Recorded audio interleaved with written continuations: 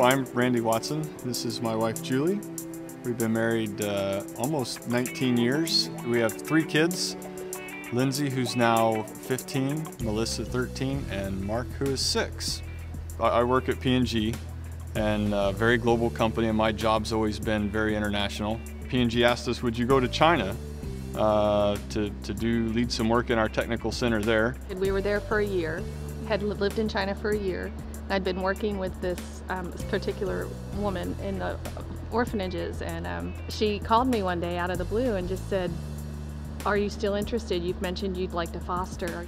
There's a little boy who needs foster parents because the people who are fostering him now have to leave, and they have to leave real soon, and what do you think of that? And I said, well, yeah, that sounds painless. And it took all of about 2 minutes for me, having Mark in our house, to decide this child's never leaving.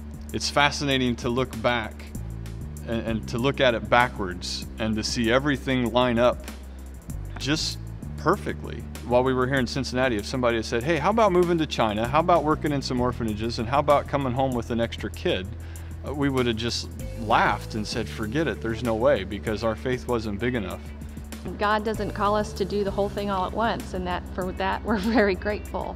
He asks us to take that first step. If you feel like God's placing it on your heart to look into it further, He won't stop.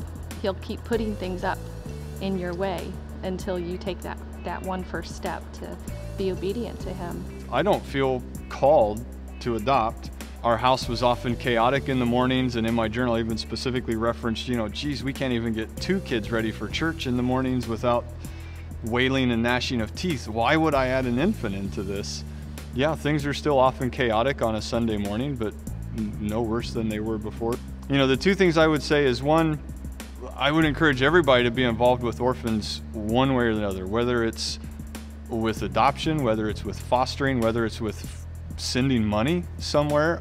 All of these things, I think, fulfill the biblical mandate, and it's just that, it's a mandate. Care for the orphans. And the other thing I would say is, even if you don't feel like you've been called to adopt, there's a kid out there who's been called to have parents. Maybe it's you. So do it for them. It's not about you, it's about the kids. And sure enough, as soon as you focus on the kids, the floodgates open.